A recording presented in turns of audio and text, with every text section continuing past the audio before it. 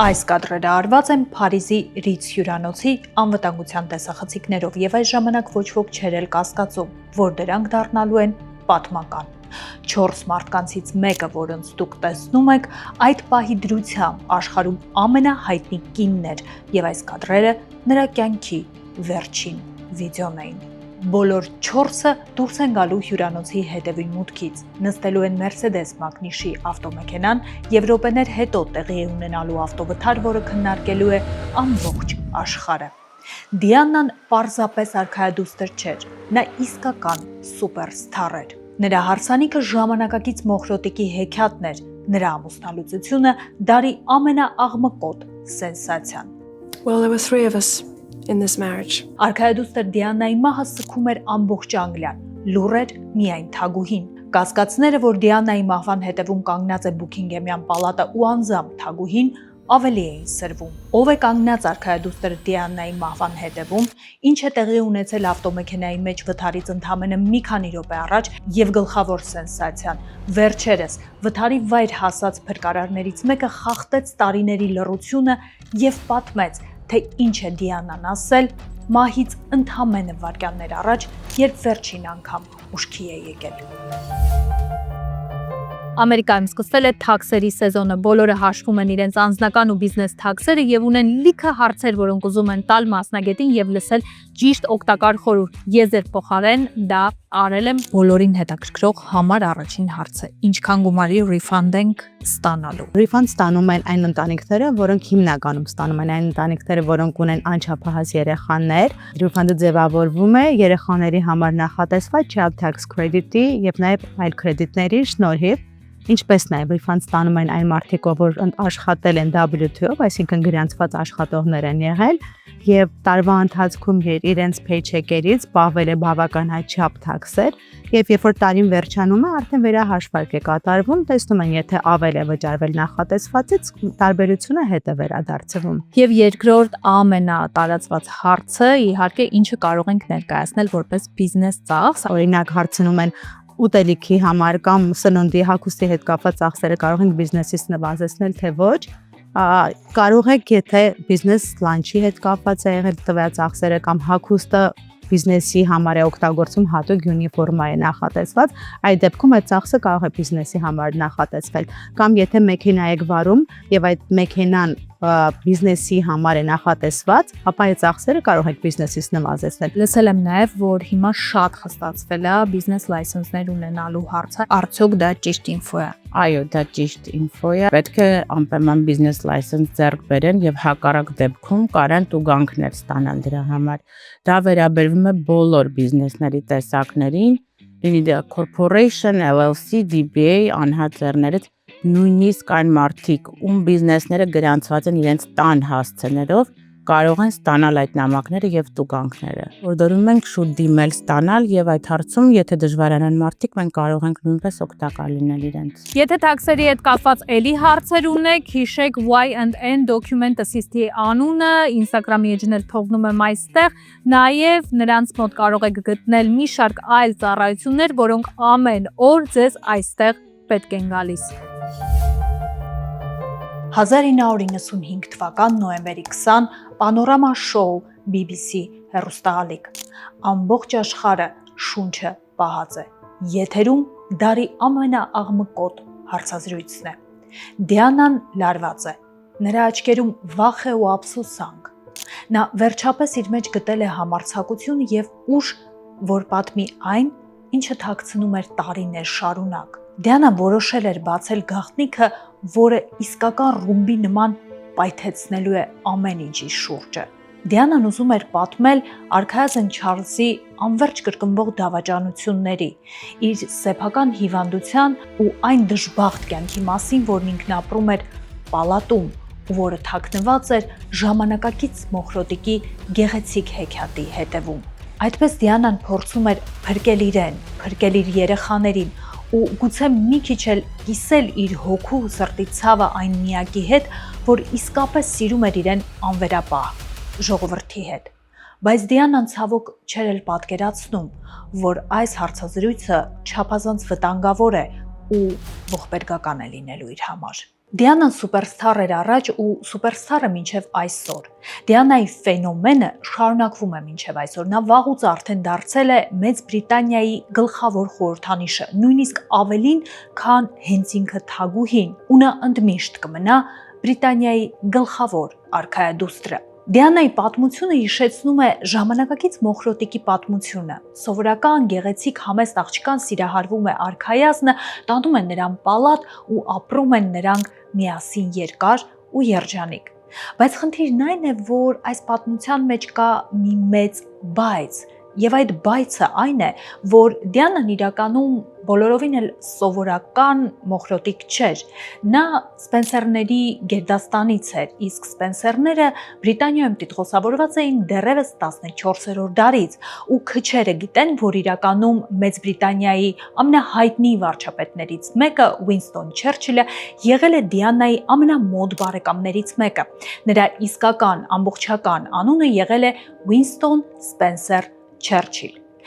Արքայազն Չարլզի հետ Դիանան իրականում ծանոթ է եղել վաղ մանկությունից։ Նրանց ընտանիքները շատ հաճախ միասին իրենց ամառանոցում հանգստացել են։ Ու քչերը գիտեն, որ Դիանայից առաջ որոշ ժամանակ արքայազն Չարլզը սիրավեպ է նույնիսկ ունեցել Դիանայի քրոջ հետ։ Դիանան երկար երջանիկ ընտանիքում չի ապրում։ Շատ շուտով նրա ծնողական ընտանիքում պայթում է իսկական ռումբ այն տարիների համար։ Դիանայի մայրը անում է մի բան, որը այդ տարիների համար չլսված մի բան էր։ Նա երկար ժամանակ կռիվներ ունենալով ամուսնու հետ որոշում է ուղղակի վերջ դնել անհաջող ամուսնությանը։ Նա որոշում է բաժանվել ու գնալ ապրել սիրեկանի հետ։ Այդ տարիների համար կնոջ նման պահելաձևը ուղղակի չլսված իրադարձություն էր։ Բայց քանի որ Դիանայի հայրը ուներ հարստություն եւ հեղինակություն, նա կարողանում է հասնել նրան, որ դատարանի որոշմամբ երեխաները մնում են իր հետ։ Մոր բացակայությունը Դիանան շատ ծանր է տանում։ Նա իրեն մենակ ու լքված է զգում։ Կարճ ժամանակ հետո էլ հայրը որոշում է ուղղակի Դիանային ուղարկել մասնավոր բարձրակարգ, բայց գիշերօթիկ դպրոց, որտեղից Դիանան տուն վերադառնում էր միայն արձակուրդներին։ Ու գնալով մենակության ու սիրո բացակայության զգացմունքը ավելի էր խորանում Դիանայի մեջ, եւ այդ դատարկությունը հենց այս տարիքից սկսած Դիանան սկսում է լցնել ուտելիքով, ու հենց սա կրկնվելու է նաև հետագայում, երբ Դիանան ամուսնանա արքայազն Չարլզի հետ, ու հենց սա է լինելու պատճառը նրա կյանքի գլխավոր հիվանդության՝ բուլեմիայի։ Այդ տարիներին ազնվական ընտանիքների հարուստ երեխաները, որոնք որպես այդպիսին գումարի խնդիր չունեին,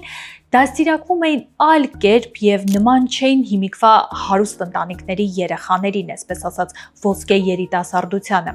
Ազնվականները իրենց երեխաներին կրթություն տալուց բացի նաև սովորեցնում էին աշխատել, ու հենց դա էր պատճառը, որ շատ ազնվական ընտանիքի երեխաներ տեղավորվում էին զուգահեռ աշխատանքի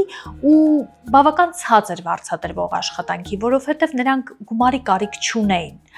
Դիանան այդպես ընդունվում է աշխատանքի տարբեր տատիկների, պապիկների մոտ որպես նրանց խնամող կամ նրանց տները մաքրող, ու դժվար է հիմա պատկերացնել, որ այդ ժամանակ կային մարդիկ, որոնք նույնիսկ չէին էլ կասկածում, որ իրենց տան հատակը մաքրողը կամ իրենց տատիկին ու պապիկին խնամողը իսկապես Լեդի Դին էր։ Դիանային այս աշխատանքը դուր էր գալիս, որովհետև նա գնում էր մարդկանց տներ, որոնք ի սրտե նրան սպասում էին, ի սրտե ուրախ էին նրան տեսնելիս, եւ այդպես Դիանան փորձում էր լրացնել անվերապահ սիրո այն պակասը, որը զգում էր խոր մանկության տարիներից։ Շուտով Դիանան ընդունվում է աշխատանքի մանկապարտեզ, եւ հենց այստեղ երեխաների մեջ նա գտնում է մաքուր, անկեղծ ու անձնվեր այն սերը, որի կարիքը ինքը իսկապես ուներ։ Բայց հենց այս աշխատանքի ժամանակ պայթում է առաջին ռումբը կապված Դիանայի հետ։ Հրապարակային բոլոր թերթերում օրերից մի օր առավոտյան հայտնվում է Լեդի Դիի համարյա մերկ լուսանկարը։ չթերթեք, լավ ինֆո եմ ձեզ տալիս։ Ունեք կնունկ, ծնունդ, հարսանիք, ռոմանտիկ հանդիպում կամ ուղղակի աղջիկներով եք ուզում հավաքվել ու փնտրում եք լավ ռեստորան կամ լաունջ, որ եւ տեղը լավը լինի, եւ սնունդը համեղ լինի, եւ երաժշտությունը լավը լինի, Գլենդելի կենտրոնում լավ տարբերակ եմ ձեզ համար գտել։ Գլենդելում ռեստորանները շատ են, բայց վերանդան 1000 տարվա պատմություն ունի եւ մինչեւ այսօր էլ մնում է լավագույն ռեստորաններից մեկը։ Ինչու, որովհետեւ նախ եւ առաջ ունի թե ռեստորանի եւ թե լաունջի հատված, նայած ձեր երեկոն ինչ մուդի մեջ եք ուզում անցկացնել։ Երկրորդ, շատ համեղ խոհանոց է միանշանակ։ Handcraft կոկտեյլներ են եւ լավ համեղ հուկա։ Ու իհարկե լայվ երաժշտություն է, արտասահմանյան հիթեր, հայկական երաժշտություն ու իհարկե նոստալգիկ հիթեր 90-ականներից։ Վերանդան ռեստորան է, որտեղ կարող եք լավ ժամանակ անցկացնել, համեղ ուտել, բայց միևնույն ժամանակ մակարդակով, այսպես ասած, մուդի մեջ անցկացնել ձեր ժամանակը։ Պլյուս top location ու կողքին մեծ պարկինգ։ Իդեպ լաունջի հատվածում այստեղ ամեն 5 շաբթի հատուկ երեկո է Երևան Nights, կարող եք գալ ու լսել մեր հին ու բարի սիրված երևանյան երգերը։ Այնպես որ հաջորդ անգամ եթե փնտրեք ռեստորան կամ լաունջ, կարող եք գալ վերանդա մի անգամից, որը 1000 տարվա պատմություն ունի ու վաղուց արդեն Գլենդելի այցեքարտերից մեկն է դարձել։ Արքայազն Չարլզը ապրում էր իսկական bad boy կյանքով։ Նա հարուստ էր, հայտնի էր եւ կյանքը վայելում էր իր բոլոր գույներով։ Այդ նույն ժամանակ թագուհին դժգոհ էր իր որդու վարած կյանքով եւ ամեն ինչ անում էր, որպեսզի Չարլզը վերջապես հարսնացու գտնի եւ ամուսնանա։ Ի վերջո ապագա թագավորի մասին ենք խոսում։ Ինչ իմանար թագուհին, որ ինքը այնքան երկար է մնալու գահին, որ Չարլզը թագավոր դառնալու է միայն կյանքի մայրամուտին։ Չարլզը ընտանեկան կապերով իրեն կապել, շղթայել չէր շտապում, բայց հասկանալով, որ մայրը իրեն հանգիստ չի տալու, սկսում է կամաց աչքի տակ պահել երիտասարդ աղջիկների, որոնք կարող էին հարմար թեկնածու լինել։ Չարլզը ուներ անկանոն սիրային հարաբերություններ, որոնք շատ կարճատև էին եւ անլուրջ, բայց այս բոլոր հարաբերությունների կողքին Չարլզը ուներ նաեւ շատ լուրջ հարաբերություններ եւ գուշակեք թե ում հետ։ Կամիլայի հետ, որը ներկայումս թագավոր Չարլզի կինն է, այսինքն Բրիտանիայի հիմիկվա թագուհին։ Այո, Չարլզի ու Կամիլայի հարաբերությունները սկսվել են դեռևս, երբ արքայազնը 30 տարեկան էր։ Պարզապես մտածել անգամ Կամիլայի հետ ամուսնության մասին Չարլզը չէր կարող, որովհետև նախ եւ առաջ Կամիլան ծագումով հասարակ ընտանիքից էր, եւ երկրորդ նրա բարոյականության մասին խոսակցություններ էին պտտվում Բրիտանիայում, եւ թագուհի մայրը այս տեխնացությունը երբեք չէր ընդունի։ Ու հենց այդ պատճառով էլ Չարլզը սիրելով Կամիլային, այնուամենայնիվ փնտրում էր հարսնացու երիտասարդ համեստ աղջիկ, որը կլինի իր, այսպես ասած, ստվերը, գեղեցիկ ֆոն կապահովի բազմաթիվ թագավորական ընդունելությունների եւ միջոցառումների ժամանակ ու ուղղակի կբավարարի իր թագուհու մոր բոլոր պահանջները։ Չարլզը նույնիսկ կարճատև սիրավեպ ունենում է Դիանայի քրոջ հետ, բայց թագուհին այս տեխնացությունը եւս որակում է անհնարին, որովհետեւ Էլիզաբեթը մինչ ամուսնական կապեր էր իրեն թույլ տալիս Չարլզի հետ ու դա թագուհու համար ուղղակի անընդունելի էր։ Ու հենց այդ ժամանակ օրերից մի օր ժամադրության արքայազն Չարլզը հրավիրում է գեղեցկադեմ երիտասարդ Դիանային, որին ճանաչում էր դեռ մանկուց ու որը կարող էր լինել իդեալական տեխնացություն։ Նա գեղեցիկ էր, ազնվական ընտանիքից էր եւ համեստ ու գրավիչ էր։ Առաջին ժամադրությունը անցնում է արքայազն Չարլզի նավի վրա, որտեղ երիտասարդները երկար զրուցում են, ավելի լավ են իրար ճանաչում, թեև իրար գիտեին մանուկ տարիքից։ Այս ժամադրությունից հետո բոլորը սկսում են խոսել արքայազնի նոր հարսնացուի ու հետագայում Բրիտանիայի հավանական արքայադստեր մասին։ Գնալով այս հարաբերությունները ել ավելի են ջերմանում, բայց որպեսզի ավելի պարզ լինի Դիանայի եւ Չարլզի համար սրանք բոլորովին այլ կարգի հարաբերություններ էին։ Դիանան սիրահարված էր Չարլզին, բայց կարելի է ասել, որ նա սիրահարված էր ոչ այնքան արքայազնին, որքան արքայազնի հետ ամուսնանալու եւ նրա հետ երջանիկ ու գեղեցիկ ընտանիք կազմելու գաղափարին։ Չարլզի համար Դիանան հարմար տեխնացություն էր, մարդ, որը կարող էր դառնալ իդեալական արքայադուստր, մարդ, ով կարող էր վերջապես բավարարել նրա թագուհի մոր բոլոր պահանջները։ Չարլզը եւ Դիանան հանդիպում են կես տարի, բայց հետաքրքիրն այն է, որ կես տարվա ընթացքում Չարլզը Դիանային կարողանում է հանդիպման հրավիրել ընդամենը 13 անգամ։ Մնացած դեպքերում նա խիստ զբաղված էր ու խիտ գրաֆիկ ուներ։ Ու հենց այս ժամանակ պայթում է այն ռումբը, որի մասին ես քիչ առաջ ասացի։ Դիանան այս ժամանակահատվածում աշխատում էր մանկապարտեզում։ Եվ օրերից մի օր, երբ Դիանան երեխաների հետ բակում պարզապես խաղում էր, պապարացիները նրան բռնացնում են եւ անում են շոկային մի լուսանկար։ Ահա այս լուսանկարը, որտեղ Դիանան է, իր ձեռքին երկու երեխա են, անմեղ գեղեցիկ նկար, բայց մի մեծ բայցով։ Դիանայի կիսաշրջազգեստը համարյա թափանցիկ է եւ կարելի է ասել առաջվա ստանդարտներով Դիանան բառի բուն իմաստով համարյա մերկ էր լուսանկարում։ Դա հիմա է, որ մարդիկ հատուկ մերկ ֆոտոներ կարող են անել ու հրապարակել ու դրան մարդիկ նորմալ վերաբերվեն։ Այն տարիների Բրիտանիայում, այն էլ աղջիկը, որը կարող էր հավանաբար դառնալ Բրիտանիայի արքայադուստր, իսկ հետո թագուհի, սա ուղղակի չլսված իրադարձություն պետք է լիներ, որից հետո նույնիսկ պետք է բոլորը մոռանային Դիանայի տեխնացության մասին։ Բայց տեղի է ունենում զարմանալիորեն ճիշտ հակառակը։ Ու ինչ է տեղի ունենում։ Բրիտանիան ուղղակի բառի բուն իմաստով սիրահարվում է Դիանային, որովհետև այս լուսանկարում տեսնում է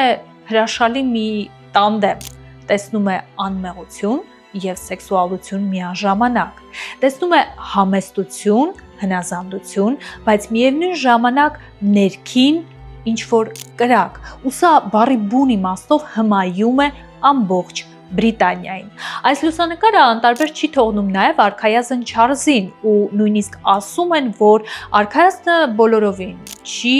վրթովում, բոլորովին չի զայրանում ու նույնիսկ ասում է, որ տպավորված է Դիանայի երկար գեղեցիկ ոտքերով։ Այս իրադարձությունից կարճ ժամանակ հետո արքայազն Չարլզը ամուսնության առաջարկություն է անում Դիանային։ Դիանան բնականաբար այս առաջարկությունը ընդունում է։ Այս կադրերում դուք տեսնում եք արդեն արքայազնին եւ Դիանային նոր նշանադրված, բայց արդեն այս կադրերում երևում է, որ մի բան այն չէ, այնպես չէ, որ զույգը փայլում է երջանկությունից։ Ու դրա պատճառը այն էր, որ հարաբերություններում կամաց նույնիսկ մինչև ամուսնությունը սկսում է Չարլզի ու Դիանայի միջև առաջանալ խոր անդունդ, ու այդ անդունդը գնալով մեծանում էր։ Բանն այն է, որ Չարլզի համար ամուսնությունը պարզապես իր կյանքի հերթական փուլը պետք է լիներ, որը պարզապես նրան կօգներ շարունակել իր գործունեությունը որպես արքայազն։ Նա սառն էր, առանձնապես սեր ու ջերմություն չէր նվիրում Դիանային։ Դիանան հակառակը։ Ի սկզբանե, երբ նա հանդիպել էր արքայազնին, նա հույսով էր, որ Չարլզի հետ կազմելու է երջանիկ ընտանիք ու չի կրկնելու իր մոր ճակատագիրը։ Իր ընտանիքում ամուսինները սիրելու են իրար, ջերմություն են նվիրելու, շատ ժամանակ են իրար հետ անցկացնելու, իսկ երեխաները հետագայում սիրո եւ ուշադրության պակաս չեն ունենալու, ինչպես ժամանակին ինքն է ունեցել իր ծնողների հետ ընտանիքում։ Բայց Դիանան անգամ մինչև ամուսնությունը սկսում էր հասկանալ, որ գուցե սխալ է անում ու գուցե Չարլզը բոլորովին էլ այդ մարդը չէր։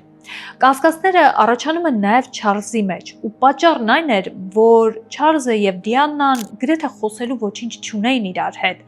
Չարլզը որքան էլ բեդբոյի կյանքով ապրած եւ տարբեր կարճատև սիրավեպեր ունեցած երիտասարդ լիներ, բայց այնուամենայնիվ լուրջ կրթություն էր ստացել։ Նա զարգացած էր, նա շատ բան գիտեր փիլիսոփայությունից, գրականությունից եւ ժամերով կարող էր զրուցել դրա մասին։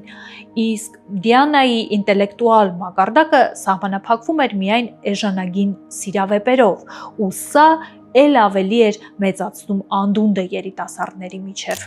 Դիանայի ու Չարլզի հարսանիքը իսկապես դարի իրադարձություններ ու մինչև այսօր էլ բոլորը հիացմունքով են ուղղակի նայում այս կադրերին։ Դիանան հարսանիքի օրը վերջնականապես գրավում է ամբողջ Բրիտանիայի սերը։ նա այնքան գեղեցիկ էր, այնքան համեստ, հմայիչ, բայց միևնույն ժամանակ այնքան կրակով, որ նրան միանգամից տալիս են անգլիական վարդ անունը։ Դիսնեյի մուլտերի վրա մեծացած սերնդի համար Դիանան երազանքների իրականացում էր։ Իրական Դիսնեյի արքայադուստր, որ ապրում էր մարդկանց կողքին, բայց Դիանայի կյանքում ամեն ինչ բոլորովին այնպես չէր, ինչպես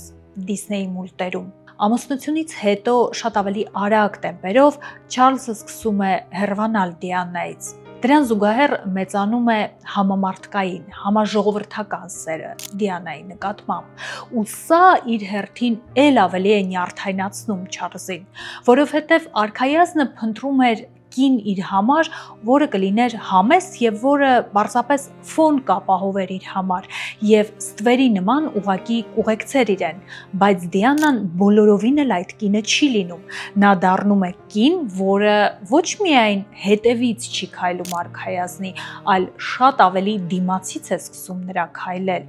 Մարդիկ բառի բուն իմաստով անտեսում են իրենց արքայազնին, ապագա թագավորին, եւ Չարլզին տեսնելով միայն հարցեր են տալիս Դիանայի մասին, իսկ եթե որևէ հանդիսություն էր լինում, որին ներկա էր լինում ամբողջ թագավորական ընտանիքը, մամուլի եւ հասարակ ժողովրդի ուշադրության կենտրոնում միայն Դիանան էր։ Դիանայի ստրեսը գնալով խորանում է։ Նա հասկանում է, որ հիմա ապրում է իր մանկության մղձավանջում, այն ինչ ինքը չէր ուզում կրկնել, իր մոր եւ հոր ամուսնությունը, իր մոր դժբախտ ընտանեկան կյանքը, այդ ամեն ինչը կետ առ կետ կրկնվում է իր սեփական կյանքում։ Դրա պատճառով Դիանան սկսում է իր ցավը նորից խեղդել ուտելիքի մեջ, իսկ հետո որպեսզի չկորցնի իր նրբագեղությունը եւ տեսքը, ուղղակի շատ արագ ազատվում էր կերածից, ու հենց այդպես էլ Դիանայի մոտ կամաց-կամաց սրվում է բուլիմիա հիվանդությունը։ Ամեն ինչ շատ ավելի լրջանում է, երբ Դիանան հղիանում է, եւ առաջին երեխային սպասելիս նույնիսկ տեղի է ունենում մի անսպասելի դրվագ։ Օրերից մի օր, հենց պալատի աստիճանների վրա Դիանան հերթական ստրեսային նոպայի ժամանակ իրեն գցում է աստիճաններից։ Սա ուղղակի շոկ է լինում պալատական բոլոր անդամների համար, ու թագուհին նույնիսկ անհանգստանում է ու ասում են, որ նույնիսկ բժիշկներ եւ հոգեբույժներ է կանչում Դիանայի մոտ եւ հարցուփորձ է անում, արդյոք մոր հոգեկան ոչ ստաբիլ վիճակը կարող է ազդել ապագա թագաժառանգի առողջության վրա։ Մինչև այսօր էլ հստակ պարզ չէ Դիանան անում է այս վայրեջքը, այսպես ասած, աստիճաններից նպատակադրված, թե դա լինում է պատահաբար, եւ մինչև այսօր էլ հայտնի չէ, թե կոնկրետ ինչ է անում արքայազնը այս դեպքից հետո։ Կա տարբերակ, որ Չարլզը նման արարքը տեսնելուց հետո ուղղակի հեռանում է, նա ուղղակի թողնում է Դիանային իր նոպայի մեջ եւ գնում է։ Մյուսները ասում են, որ Չարլզը անհանգստանում է Դիանայի համար եւ միանգամից օգնության է հասնում նրան։ Այս խորացող ստրեսային իրավիճակից ինչ որ չափով դուրս գալու համար Դիանան հասկանում է, որ իր միակ փրկությունը այն սիրո, անվերապահ սիրո մեջ է, որը Բրիտանիայի ժողովուրդն էր տածում իր նկատմամբ, ու հենց դրա համար էլ Դիանան մեկուսանալով այդ հսկայական պալատում եւ չունենալով որպես այդպիսին ընտանեկան երջանկություն եւ ջերմություն, սկսում է ակտիվ աշխատել իր հանրային անձնական բրենդի վրա։ Դիանան կատարում է բազմաթիվ բարեգործություններ, նա այցելում է տարբեր միջոցառումների ու անընդհատ փորձում է լինել ժողովրդի սիրո ու ջերմության կենտրոնում։ Դիանան շատ սիրում էր փոփ կուլտուրան, եւ նրա սիրած երգիչներն էին Էլթոն Ջոնը, Մայքլ Ջեքսոնը, եւ նա միշտ ներկա էր լինում նրանց համերգներին։ Կա անգամ մի հետաքրքիր պատմություն, որը շատ ակնհայտ ցույց է տալիս Դիանայի իրականում ոչ այդքան համեստ բնավորությունը։ Ասում են, որ Մայքլ Ջեքսոնի հերթական համերգի ժամանակ, երբ Դիանան լինում է դահլիճում, Ջեքսոնը իմանում է դրա մասին եւ որոշում է իր երգացանկից հանել Dirty Diana երգը, որպեսզի Դիանան հանկարծ իրեն վիրավորված կամ խոցված չզգա։ Եվ ասում են, որ համերգի վերջում Դիանան մոտենում է փոփարքային եւ վրդոված ասում է, որ ինքը սպասում էր հենց այդ երգին, որպեսզի մի լավ բարի դրա տակ եւ շատ ափսոսանք է զգացել, երբ Ջեքսոնը այդպես էլ չի երգել այդ երգը։ Դիանան եւ Չարլզը շարունակում էին պաշտոնապես մնալ ամուսնացած, եւ այն, որ իրականում արքայազնը եւ արքայադուստրը իրար հետ լեզու չեն գտնում, հանրությունը չգիտեր, որովհետեւ բոլոր հանրային իվենթների եւ հանդիսությունների ժամանակ Դիանան ու Չարլզը երջանիկ զույգի տպավորություն էին փորձում թողնել, բայց պալատի ներսում նրանք ապրում էին համարյա թե որպես առանձին մարդիկ, պալատը մեծ էր եւ որպես այդպեսին իրար չհանդիպելը դժվար գործ չէր։ Ու հենց այդ ժամանակ տեղի է ունենում մի հետաքրքիր իրադարձություն։ Շատ պատահական հրապարակվում է մի հեռախոսազանգ, որտեղ Դիանան ենթադրաբար իր տղամարդ ընկերներից մեկի հետ է խոսում։ Եվ այդ հեռախոսազանգի ընթացքում նա բողոքում է իր ընտանեկան կյանքից, բողոքում է Չարլզի սառնությունից, իսկ տղամարդն էլի պատասխան նրան թանկագինս է անվանում։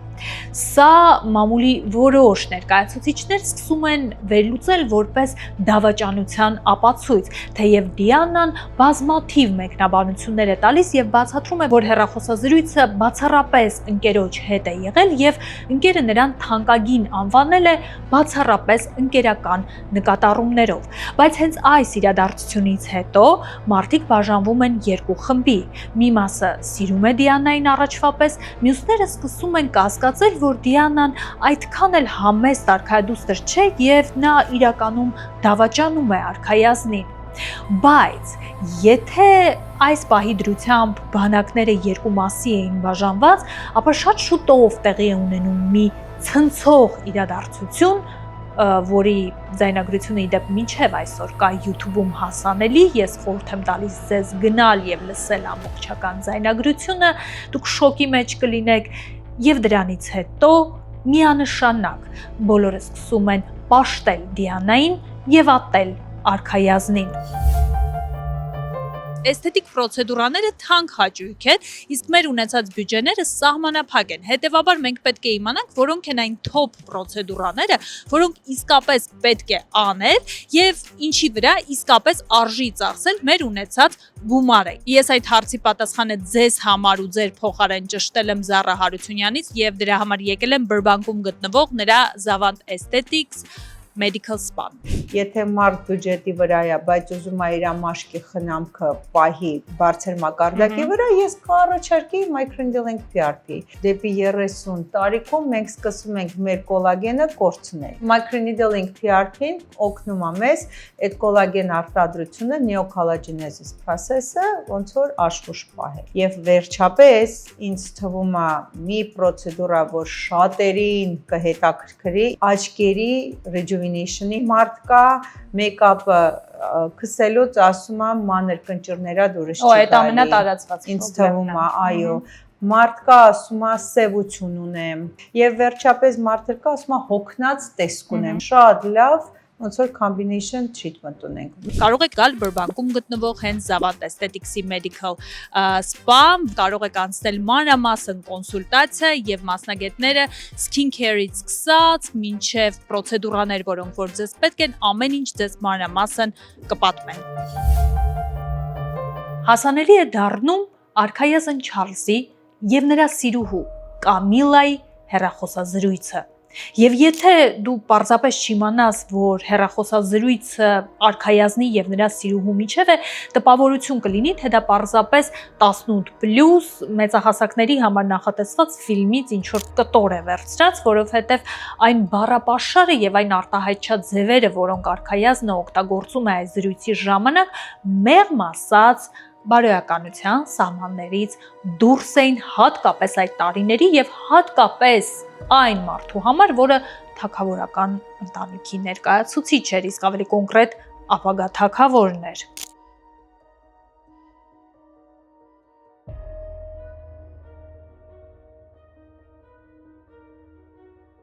այս ցնցող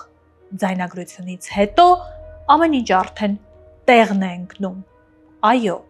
արքայազնը դավաճանում է Դիանային։ Այս ամենի վրա էլ ավելի թեժանում են խոսակցությունները, երբ Դիանան սկսում է հրապարակել տարբեր ճանապարհորդություններից լուսանկարներ, որտեղ ինքը միայնակ է, որտեղ ինքը տխուր, թախծոտ հայացքով նստած է օրինակ Թաջ Մահալի ֆոնին ու աշխարհի մակարդակով ոչ միայն Բրիտանիայի հազարավոր կանայք սկսում են ուղղակի պաշտել Դիանային, նրա մեջ տեսնելով իրենց սեփական կերպարը, հասկանալով, որ նույնիսկ արքայազնը ստանդարտ շարքային տղամարդ է, որը իր վատ վարքագծով չի զիջում սովորական տղամարդուն, եւ Դիանան էլ հասարակ աղջիկ է, որը ապրում է այն նույն ցավը, որ զգում է յուրաքանչյուր կին, երբ բախվում է իր ամուսնու դավաճանության հետ։ Հենց այս ժամանակ անհասկանալի է, թե ինչպես բախտի բերմամբ, թե պատահմամբ, թե թագավորական ընտանիքի թեթև ձեռքով մամուլում ակտիվ սկսում են խոսել Դիանայի սիրավեպերի մասին։ Առհասարակ Դիանայի սիրավեպերը միշտ մինչև կյանքի վերջին օրն էլ ու մինչև այսօր էլ նույնիսկ ակտիվ քննարկման առարկա են։ Դրանց շարքում ամենաաղմկոտը իհարկե մի քանիսն էին։ Առաջինը նրա դիասպորտի մարզիչի Ջեյմս Հյուիթի հետ սիրավեպն էր։ Իդեպ մի հետաքրքիր փաստ կա։ Ասում են, կան բամբասանքներ, որ հենց Հյուիթն է իրականում Դիանայի երկրորդ որդու Հարի իսկական հայրը, եւ դրա համար ուղղակի բերում են ապացույց երկուսի լուսանկարները, որտեղ երկուսն էլ արտահայտված կարմիր վարսեր ունեն, այսպես ասած կարմրավարս են։ Բայց խնդիրն է, որ իրականում երբ խորանում ես եւ տեսնում ես, թե ինչ արտաքին տեսք ունեն Սպենսերների գերդաստանի տղամարդիկ եւ կանայք, ապա տեսնում ես, որ Սպենսերների գերդաստանում եւս եղել են կարմրավարսեր։ Հետևաբար այս ապացույցը որպես այդպեսին այնքան էլ հիմնավորված չէ։ Ու իրականում այս խոսակցությունները կան նույնիսկ մինչև այսօր, ու շատերի մոտ անգամ հարց է առաջանում, թե ինչու մինչև այսօր որևէ ԴՆԹ տեստ չի արվել, ապացուցելու համար, որ սրանք ուղղակի դատարկ բամբասանքներ են, բայց քանի որ Հարին հայտնի է իր անկանխատեսելի քայլերով, գուցե օրերից մի օր նաև այդ թեստին հերթահասնի, դա իհարկե ցույց կտա ժամանակը։ Երբ խոսակցությունները ակտիվանում են Հյուիթի եւ Դիանայի սիրավեպի մասին, եւ դա լինում է արդեն նրանից հետո, երբ Դիանան ու Չարլզը առանձին էին որպես այդպեսին ապրում, Հյուիթին թագավորական ընտանիքը պարզապես ուղարկում է հեռավոր մի վայր ծառայության, եւ դրանից հետո Դիանայի հետ նրանք այլևս որևէ կապ չեն ունենում։ Դիանայի սիրավեպերի շարքում հաջորդը եւ աղմկոտը Հասնաթ Հան անունով պակիստանցի բժշկի հետ սիրավեպն էր։ Այս սիրավեպը Դիանան ունենում է արդեն Չարլզի հետ պաշտոնապես ամուսնալուծվելուց հետո, եւ որպես այդպեսին այս սիրավեպը հաստատված էր ու գաղտնիք չէր։ Հասնաթ Հանը մինչև այսօր էլ մնում է այն եզակի մարդկանցից մեկը, ով լինելով Դիանայի հետ այդքան մոտ, միևնույն է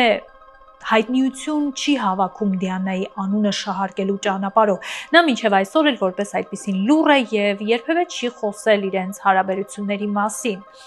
Ու հենց նրա համեստությունը ու հանրային ուշադրությունից դուրս լինելու ցանկությունն է լինում պատճառը, որ Հասնաթ Հանը եւ Դիանան բաժանվում են։ Նա պակիստանցի բժիշկ էր, բավական հաջողված իր մասնագիտության մեջ եւ իսկապես սիրահարված էր Դիանային։ Նույնիսկ ասում են, որ այն ընթացքում, երբ Դիանան ու Չարլզը ամուսնալուծված էին, բայց ապրում էին նույն պալատում, որովհետեւ Դիանան պետք է երեխաների կողքին լիներ, նա փորձում էր մտնել պալատ եւ դրա համար նույնիսկ թաքնվում էր Դիանայի մեքենայի բեռնախցիկում, որպեսզի պապարացիները հանկարծ նրան չնկատեն եւ չլուսանկարեն։ Նրա համար իսկապես շոկային էր եւ իսկապես ստրեսային էր ցանկացած լուսանկար, ցանկացած հոդված, որը հայտնվում էր իրենց հարաբերությունների մասին։ Ու սա է լինում պատճառը, որ ի վերջո այս սիրավեպը ավարտվում է։ Դիանան կապ է հաստատում մի հրապարակախոսի հետ եւ նրան որոշում է գաղտնի տրամադրել ինֆորմացիա իր կյանքի մասին, խնդրելով գիրք գրել, բայց միևնույն ժամանակ խնդրելով գաղտնի պահել, թե որտեղից է ինքը վերցրել ինֆորմացիան։ Գիրքը լույս է տեսնում, եւ դա լինում է սենսացիա պալատական աշխարհում ու ամբողջ Բրիտանիայում։ Գրքի մեջ հեղինակը պատմում է, որ հավաստի աղբյուրների տեղեկությամբ, ովքեր որ ինֆորմացիան տալիս են հենց պալատի ներսից, 100%-ով հայտնի է, որ Դիանան ու Չարլզը արդեն վաղուց ամուսնալուծված են եւ չեն ապրում իրար հետ։ Ավելին, Չարլզը սիստեմատիկ տարիներ շարունակ դավաճանում է Դիանային իր սիրուհու Կամիլայի հետ եւ նույնիսկ այնքան աներեսաբար է դա անում, որ իրենց մեղրամսի ժամանակ նա կրել է Կամիլայի նվիրած զարդերը, իսկ իրենց հարսանիքի ժամանակ սիրուհուն նույնիսկ հրավիրել է հարսանիքին ու երբ Դիանան վրդովվել է, արքայազնը պարզապես հանգիստ տոնով ասել է, որ դրա մեջ ոչ մի տարօրինակ բան չկա։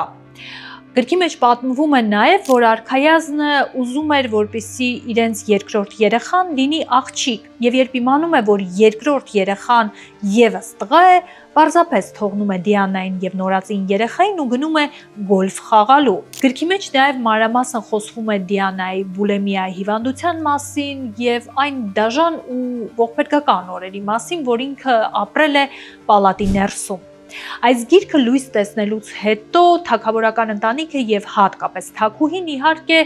աղմուկ են բարձրացնում, ասելով, որ այն ամեն ինչ գրված է եղել գրքի մեջ 100%-ով սուտ է եւ պահանջում են, որպեսզի հեղինակը ասի, թե որտեղից է վերցրել ինֆորմացիան։ Հեղինակը ինչպես եւ պայմանավորվել էր, իհարկե Դիանայի անունը չի տալիս եւ Դիանան ինքը հրապարակային մեկնաբանում է, որ որևէ կապ այս գրքի հետ չունի։ Բայց այնուամենայնիվ գրքի լույս տեսնելը արդեն շատ երկրորդական է դարձնում այն հարցը, ճիշտ էր գրքում գրվածը, թե ոչ, հասարակությունը լսել կարդացել էր մի բան, որից ուղղակի շոկի մեջ էր ու որի պատճառով արքայազն Չարլզի հեղինակությունը վարկանիշը բառի բուն իմաստով հավասարվել էր 0-ի։ Արքայական ընտանիքը հիմա պետք է փրկեր արքայազնի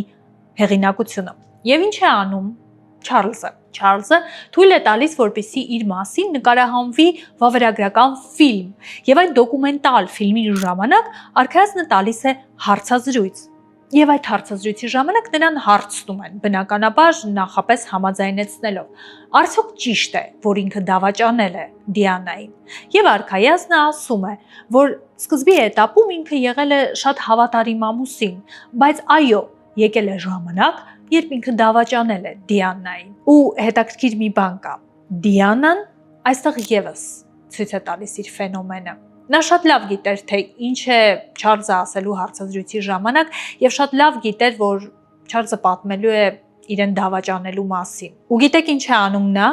Նա չի փակվում տանը, լացում եւ փորձում բոլորի աչքից հեռու լինել։ Նա հագնում է ցնցող սև շոր, որը իդեպ մինչև այսօր էլ լեգենդար է, ու մինչև այսօր էլ այս զգեստը անվանում են վրեժխնդրության զգեստ, ու աշխարհի տարբեր անկյուններում մինչև այսօր էլ կանայք կրկնօրինակում են այդ զգեստը,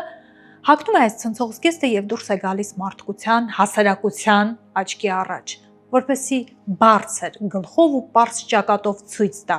թե ով է ընտանիքում իրականում դավաճան է եղել։ Ու հենց այս ժամանակ բեմ է դուրս գալիս այս պատմության գլխավոր հերոսներից մեկը՝ Մարտին Բաշիր անունով լրագրողը։ Մարտին Բաշիրը հենց այն լրագրողն էր BBC հեռուստաալիքի,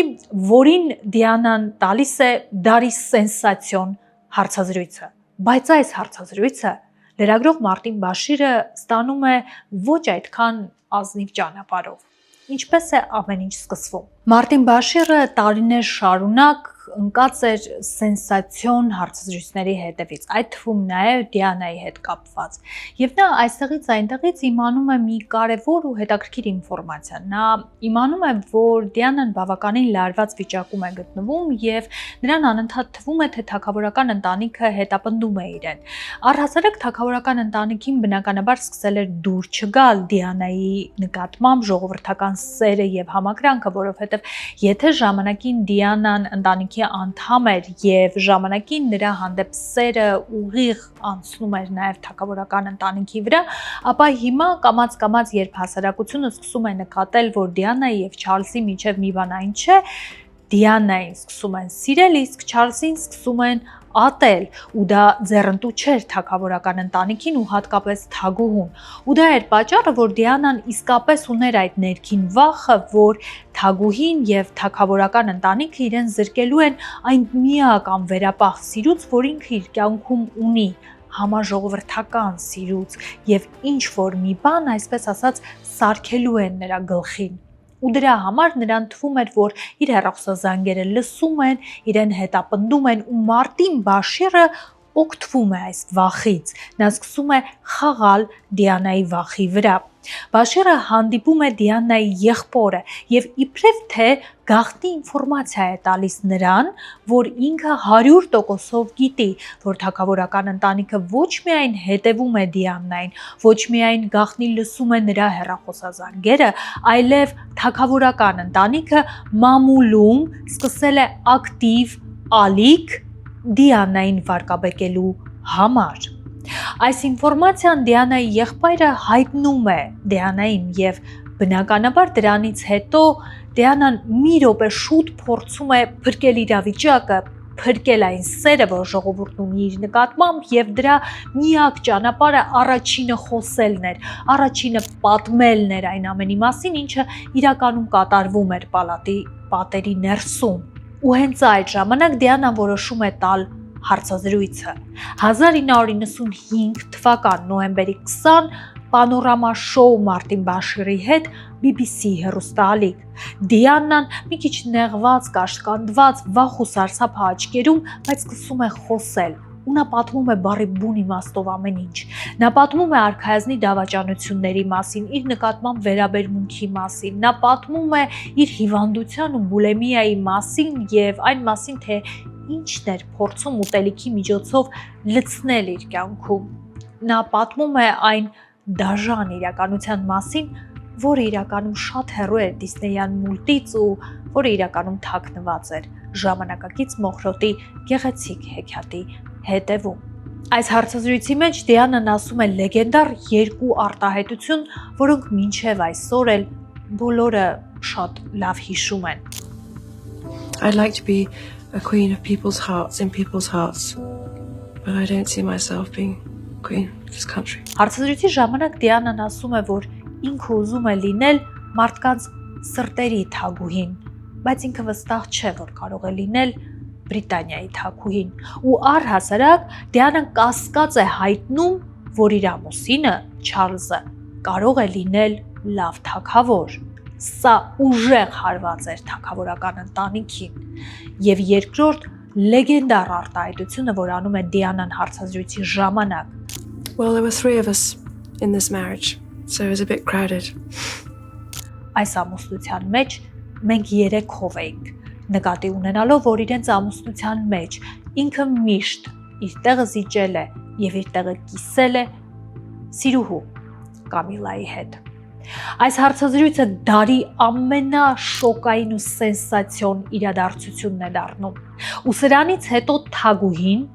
ով որ երկար ժամանակ փորձում էր հանրությունից գաղտնի պահել Չարլզի ու Դիանայի ամուսնալուծությունը, տալիս է պաշտոնական հրահանգ։ Դիանան ու Չարլզը պետք է 1 րոպե շուտ պաշտոնապես ամուսնալուծվել։ Դիանային զրկում են թագավորական տիտղոսից, բայց նա շարունակում է ապրել թագավորական ընտանիքում, պալատում, որպեսզի լինի երեխաների կողքին, բայց արդեն պաշտոնապես նա սկսում է վարել իր առանձին կյանքը։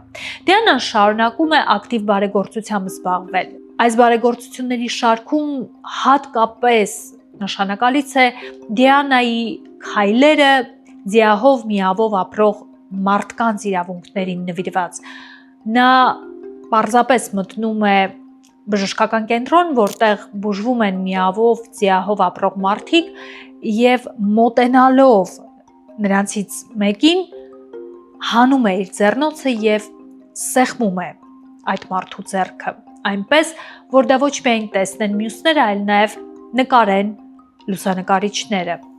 Այս ֆոտոն կայծակի արագությամբ տարածվում է մամուլով եւ իսկապես շրջադարձային է լինում, որովհետեւ մենք խոսում ենք տարիների մասին, երբ մարդիկ թյուր ինֆորմացիա ունեին Ձիահի մասին եւ համոզված էին, որ ձիահը օդակաթիլային ճանապարհով է փոխանցվում ու իսկապես ձիահով միավով ապրող մարդիկ մեկուսացած էին հասարակության մեջ։ Իսկ այն պահին, երբ հասարակությունը տեսավ, որ արքայադուստրը առանց վախենալու եւ առանց ձեռնոցի ուղակի սեղմում է ձիահով ապրող մարդու ձեռքը,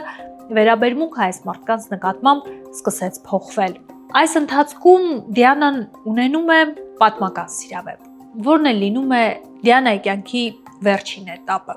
Եգիպտացի բիզնեսմեն մեծահարուստ Մուհամեդ Ալ-Ֆայեթը բավական ակտիվ բիզնես գործունեություն էր ծավալում Բրիտանիայում, բայց նրան որպես այդպեսին չէին հարգում եւ լուրջ չէին ընդունում։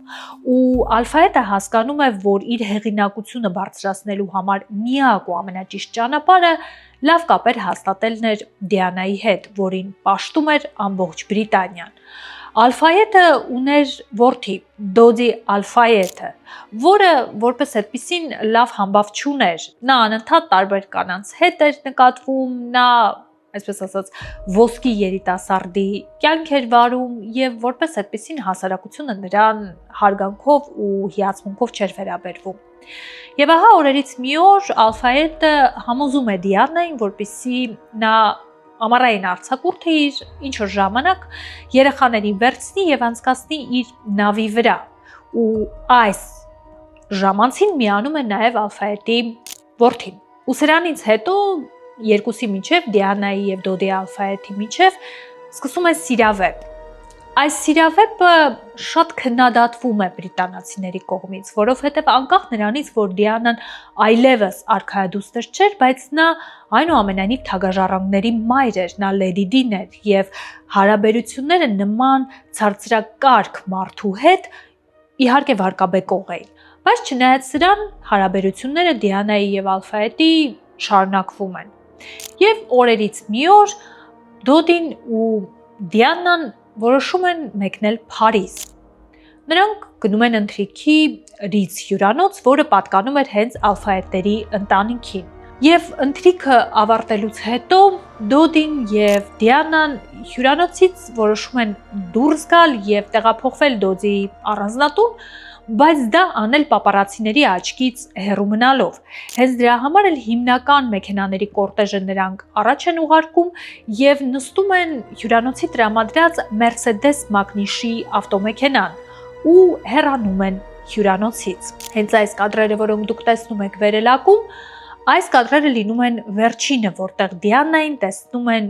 ողջ եւ առողջ։ Վերելակից դուրս գալուց հետո 4-ը նստում են Mercedes Magnus-ի ավտոմեքենան։ Ղեկին լինում է Անրի Պոլը,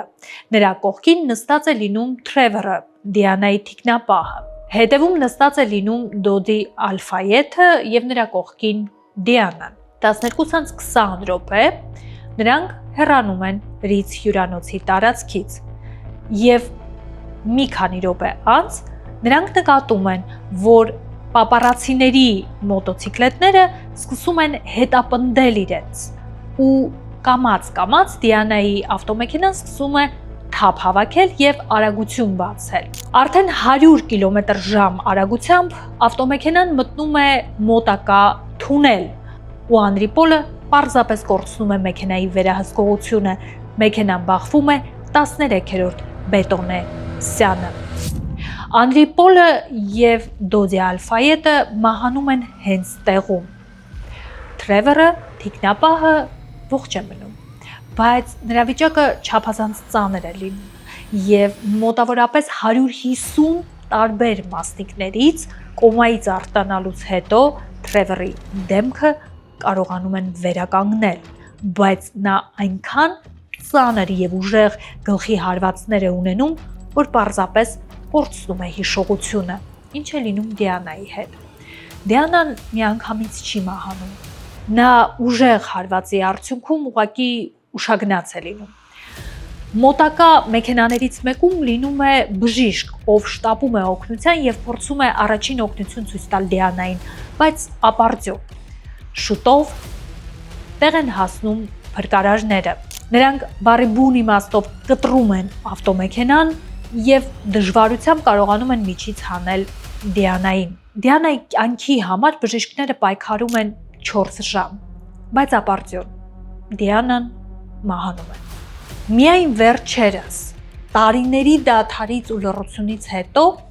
փրկարարներից մեկը, որը հասել էր դեպքի վայր եւ որը փորձում էր օգնություն ցույց տալ Դիանային, խախտել է լռությունը եւ խոսել է։ Նա խոստովանել է, որ կարճ ժամանակով մինչև հիվանդանոց տեղափոխելը Դիանան բացում է աչքերը մի վերջին անգամ, ուշքի է գալիս եւ խոսում է։ Մարդիկ մտածում էին, որ հիմա փրկարարը ցնցող ինչ-որ արտահայտություն է ասելու մի բան, որ մնալու է դասագրքերում եւ պատմության մեջ, բայց Դիանան արթնանալով շփոթված ասում է միայն պարզապես մի բան. Աստվածի, ինչ է պատահել։ Սրանք լինում են Դիանայի վերջին բառերը։ 4 ժամ վիրահատվելուց հետո Դիանան հեռանում է կյանքից։ Դիանայի մահը սգում էր ամբողջ աշխարհը, որովհետև Դիանան վաղուց արդեն ոչ թե Բրիտանիայի, այլ աշխարհի գլխավոր արքայադուստրն էր դարձել։ Նա Անգլիայի գլխավոր սիմվոլն էր ու իսկական սուպերստար ամբողջ աշխարհում։ Դիանային հրաժեշտ տալու եկել էր ավելի քան 3 միլիոն մարդ, եւ նրան հրաժեշտ տալիս բերել էին այնքան ծաղիկներ, որ նույնիսկ դեպի պալատ տանող ճանապարհները խցանվել էին, ու թագավորական ընտանիքը ստիպված էր եղել հայտարարություն տարածել, խնդրելով այլևս չբերել ծաղիկներ, որովհետև դա դժվարացնում է երթևեկությունը։ Դիանայի թաղմանը հետևում է շատ ավելի մեծ քանակով մարդ, քան նրա հարսանիքին։ Դիանայի թաղման արարողությանը երգում է նրա սիրելի երգիչը Elton John-ը, որը իր հայտնի երգը, որ ի սկզբանե գրված էր Մերլին Մոնրոյի պատվին, առաջին ու վերջին անգամ հանրայնորեն երգում է հենց Դիանայի թաղման ժամանակ, ու ելույթը իր սկսում է խորհրդանշական արտահայտությամբ. մնաս բարով, անգլիական վարդ։ Սգում էին բոլորը, բացի թագավորական ընտանիքից։ Թագուհին օրեր շարունակ որևէ մեկնաբանություն չէր տալիս։ Նա թոռների եւ որդու հետ հանգստանում էր։ Ավելին, Բրիտանիայի ամբողջ տարածքով իջեցվել էին դրոշները ի նշան սգի եւ հիշատակի, ու միայն Բուքինգեմյան պալատի վրայի դրոշը այդպես էլ չի իջեցվում։ Ու սա ամենակարևոր խորհրդանիշն էր այն կոնֆլիկտի, որ կար թագավորական ընտանիքի եւ Դիանայի միջև։ Ու սա է լինում պատճառը, որ Դիանայի մահը մարդիկ հրաժարվում էին ընկալել որպես դժբախտ պատահար։ Ու սա է լինում պատճառը, որ մարդկանց սկսում է անհանգստացնել։ Իսկ ինչ, եթե Դիանայի մահվան հետևում կանգնած է Բուքինգեմյան պալատը։ Մարդկանց մի մասը համոզված էր, որ տարօրինակ էր այն, որ Դիանան որոշել էր հրամայել վարորդին մեծացնել արագությունը եւ փախչել պապարացիներից։ Մենք խոսում ենք Լեդի Դիի մասին, ով իր գիտակցական կյանքի մեծ մասը եղել էր լուսանկարիչների ու պապարացիների թիրախում, ու ոչ միայն եղել էր, այլ նաեւ սիրում էր դա։ Ու հարց էր առաջանում, ինչու նա պետք է ռիսկի տակ դներ իր կյանքը կամ թույլ տար, որ Ալֆայետը ռիսկի տակ դնի իրենց կյանքը միայն 2-3 լուսանկարից խուսափելու համար։ Մարդիկ կասկածում էին, որ իրականում այս վթարի մեղավորը եղել է վարորդը, Անրի Պոլը, ու նա իրականում չի մահացել վթարի արդյունքում, այլ պարզապես տեղում բերել են եւ նրան փոխարինել են մեկ այլ անշունչ մարմնով։ Բացի այդ, մարդիկ համոզված էին, որ Անրի Պոլի մեղավորության մասին խոսում է այն, որ նրա բանկային հաշիվների վրա գտել են բավական կլորի գումար, որը դժվար թե շարքային վարորդը ունենար։ Բայց հետաքննությունը ցույց է տալիս, որ իրականում Անրի Պոլի օրգանիզմում վթարի պահին եղել է մեծ քանակի ալկոհոլ, այսինքն ամենայն հավանականությամբ Անրի Պոլը հարբած, խմած վիճակում է նստել ղեկին եւ բարձրացնելով արագությունը պարզապես 100 կմ/ժ արագության վրա կորցրել է մեքենայի վերահսկողությունը։ Մյուս տարօրինակությունն այն էր, որ ըստ որոշ վկաների, ովքեր եւս եղել են վթարի տարածքում, հենց այն պահին, երբ տեղի է ունեցել Դիանայի ավտովթարը, ընդամենը մի քանի վայրկյան առաջ թունելից դուրս է սլացել մեկ այլ ավտոմեքենա, սպիտակ գույնի Fiat, ու հետաքրքիրն այն է, որ Դիանայի ավտոմեքենայի հետազոտությունը ցույց է տվել, որ դրա վրա հայտնաբերվել են իսկապես սպիտակ Fiat-ի ներկի հետքեր։ Ոստիկանությունը ուսումնասիրում է մոտ 4000 սպիտակ Fiat, որը կարող էր այս կամ այն կերպ լինել դեպքի վայրում։ Գլխավոր կասկածյալները լինում են երկուսը։ Մեկը լինում է մի երիտասարդ պահակ, որը այս նույն ժամանակահատվածում մոտակա վայրերից մեկում պահակ է աշխատել եւ վարել է սպիտակ Fiat, ու կասկածելին այն էր, որ նա որոշ ժամանակ անց ներկել է իր սպիտակ Fiat-ը կարմիր գույնի, իսկ հետագայում արդեն նրա հոր տված տվյալներով ներկել է իր սպիտակ Fiat-ը պահակը կարմիր գույնի հենց Դիանայի վթարի գիշերը, եւ դա արել է շատ սպոնտան ու շատ արագ, ու հենց դրա պատճառով էր նա հայտնվել գլխավոր կասկածյալների շարքում։ Եվ երկրորդ կասկածյալը դա ֆոտոլրագրող էր, ով տարիներ շարունակ փորձում էր սենսացիոն լուսանկար անել Դիանայից, ու հերթական անգամ օրինակ նույն Դոձիի եւ Դիանայի սենսացիոն լուսանկարը ստանալու համար անգամ ուղաթիռ էր վարձել, որպեսզի կարողանա նավի վրայից լավ ֆոտոներ ունենա։ Ու այդ գիշեր ենթադրաբար նա իր սպիտակ Fiat-ով եղել է թունելի տարածքում, բայց հետագայում պարզ է դառնում, որ այդ գիշեր ֆոտոնկարիչը պարզապես եղել է տանը եւ նա չէր կարող լինել այս տարածքում։ Բայց հետաքրքիր ու տարօրինակ մի բան, հենց այս նույն ֆոտոլրագրողը ուղիղ 1 տարի հետո տարօրինակ պայմաններում հեռանում է աշխարհից։ Նրան ուղղակի այրված են գտնում իր մեքենայի մեջ։ Եվ կա կոնսպիրոլոգիա, որ իրականում նա արփած վիճակում այստեղ այնտեղ խոսել է այն մասին, որ ինքը ունի սենսացիոն լուսանկարներ Դիանայից հենց դեպքի վայրից։ Ու հետաքրքիր մի բան, այս արտահայտությունը անելուց հետո նրան եւս հեռացնում են ճանապարհից ըստ կոնսպիրոլոգների, բայց մինչև այսօր հստակ ապացույցներ, որոնք որ կկապեին այս երկու մեղադրյալ տեխնացուներից որևէ մեկին Դիանայի դեպքի հետ, չկա։ Կա նաև վարկած, ու այս վարկածը առաջ է բերում հենց ավակ Ալֆայետը, ով որ չի հավատում, որ Դիանան եւ իր որդին պարզապես դժբախտ պատահարի զոհ են դարձել, նա հավատում է, որ այս ամենը նպատակադրված է եղել։ Նա պատմում է, որ իրականում հյուրանոցից հեռանալուց հետո Դոձին պատրաստվում էր ամուսնության առաջարկություն անել Դիանային, եւ նրանք ոչ միայն պատրաստվում էին ամուսնանալ, այլ Դիանան այդ պահի դրությամբ արդեն իսկ հղի էր եւ պատրաստվում էր լույսաշխարհ բերել Դոձիի երեխային, իսկ սա ըստ կոնսպիրոլոգների ուղղակի անընդունելի էր թագավորական ընտանիքի համար, որովհետեւ արդեն իսկ գործող թագաժառանգների մայրը չէր կարող երեխա ունենալ մուսուլմանից։ Եվ իհարկե այս կոնսպիրոլոգիական թեորիաները էլ ավելի են սրվում այն ամենի ֆոնին, որ մի քանի տարի առաջ հրապարակային իր մեմուարները Դիանայի մասին հրապարակում է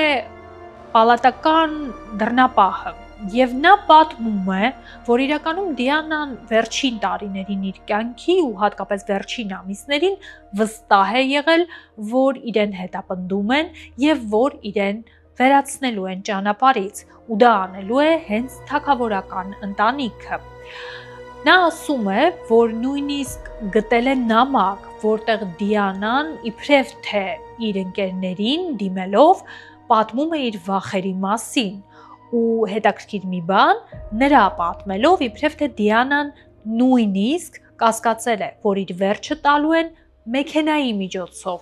կամ լինելու է ավտովթար, կամ մեքենայի անսարքություն։ Եվ իրականում ինչ է տեղի ունեցել չարաբաստիկ գիշերը, եւ իրականում ում էր խանգարում Դիանան, թե սա պարզապես դժբախտ պատահար էր, 100%-ով ոչ ոք չգիտի։ Ամեն դեպքում Դիանան այսօր էլ շարունակում է մնալ իսկական լեգենդ, իսկական իկոնա, ոչ միայն Բրիտանիայի համար, այլ ամբողջ աշխարհի համար։ Եվ Դիանան հեռանում է կյանքից իրականացնելով իրականում իր կյանքի ամենամեծ երազանքը։ Նա դառնում է իսկապես մարդկանց սրտերի թագուհին։